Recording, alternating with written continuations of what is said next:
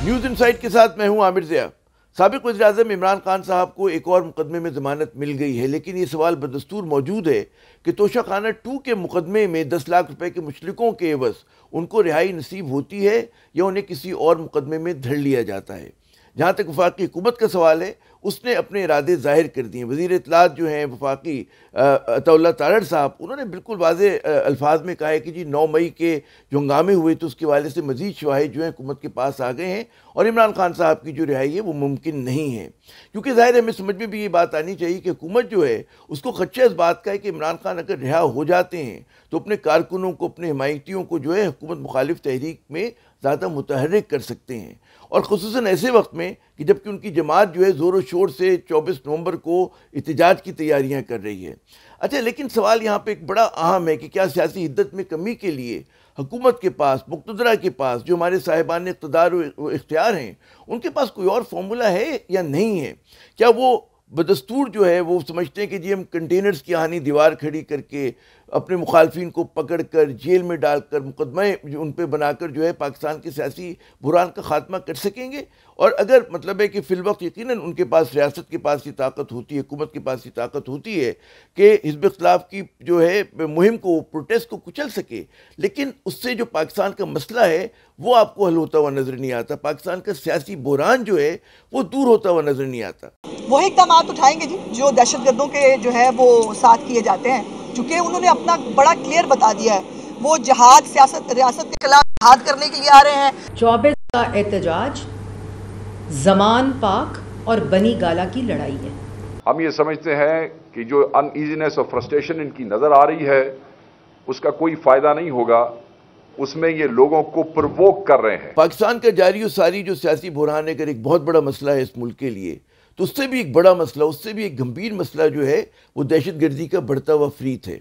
गुज़श्ता रोज़ भी हमने देखा कि बन्नू में 12 सिक्योरिटी एहलकार जो हैं वो शहीद हुए, और ये कोई मामूली वाक़या नहीं है। इस मुल्क में तकरीबन हर रोज़ हम देखते हैं मुल्क के किसी न किसी हिस्से में, कभी बलूचिस्तान में, कभी खैबर पख्तूनख्वा में, हमारे जो सिक्योरिटी एहलकार हैं वो अपनी जानों का नजराना पेश कर रहे हैं। सिविलियंस जो है वो उसका निशाना बन रहे हैं। बन्नू के वाक़े में भी हमने देखा कि फ़ौज ने जो जवाबी कार्रवाई की उसमें 6 दहशतगर्द हलाक हुए, लेकिन इससे हम जो है मसले की संगीनी का जो है अंदाज़ा कर सकते हैं। दूसरी तरफ हम देखते हैं कि जो हमारी सिविलियन क़यादत है, हमारी हुकूमत है, उसको ग़ालिबन इस कहते हैं ना कि इस चैलेंज की संगीनी का इदराक नहीं है। आपको मुस्लिम लीग नून की हुकूमत की जानिब से ज़बानी जमा खर्च तो बहुत कुछ हो रहा है, लेकिन हमको कहीं नज़र नहीं आ रहा कि इस मसले पे कौमी इत्तेफाक राय जो है पैदा करने की कोशिश की जा रही हो। कहीं पर इस बात की कोशिश की जा रही हो कि जी लोगों को जोड़ेंगे, बयानिए की लड़ाई में जो है दहशत गर्दों का जो है आप जवाब दे रहे हो मौसर अंदाज में, वहाँ पर आपको जो है खाना खाली नज़र आता है। जो कुछ भी आपने मतलब हुकूमत ने जिम्मेदारी डाली हुई है वो हमारी सिक्योरिटी फोर्सेस पे, पाकिस्तान फ़ौज पे डाली हुई है कि जो कि हर अव्वल दस्ते का इस जंग में किरदार अदा कर रही है। मैं आपके सामने कुछ आदाद व शुमार पेश करूँगा कि Pakistan institute for conflict and security studies ने, उसके मुताबिक नवंबर के पहले 20 दिनों में दहशतगर्दी के वाक़यात में जो है तकरीबन 55 सिक्योरिटी के एहलकार जो हैं वो शहीद हुए हैं, जबकि 63 के करीब दहशतगर्दों को हलाक किया गया है। इसके अलावा अगर आप देखें कि 2022 से अगर हम बात करें, नवंबर 2022 से लेकर अक्टूबर 31 तक इस साल के, उसमें हमें नज़र ये आता है कि जी दहशतगर्दी के ख़िलाफ़ लड़ाई में जो है पाकिस्तान के तकरीबन 956 के करीब जो हैं सिक्योरिटी एहलकार जो हैं वो शहीद हुए हैं। उसमें उनका ताल्लुक़ फ़ौज से भी है, फ्रंटियर कॉन्स्टेबलरी से भी है, पुलिस से भी है। अच्छा, ये एक बहुत बड़ी तादाद है, और हम देखते हैं कि पिछले कम से कम जो 2 साल के अंदर दहशतगर्दी के वाक़यात हुए, वो अगर आप माजी के हवाले से मुआवजा करें तो 5 साल के दहशतगर्दी के वाक़यात से कहीं ज़्यादा हैं।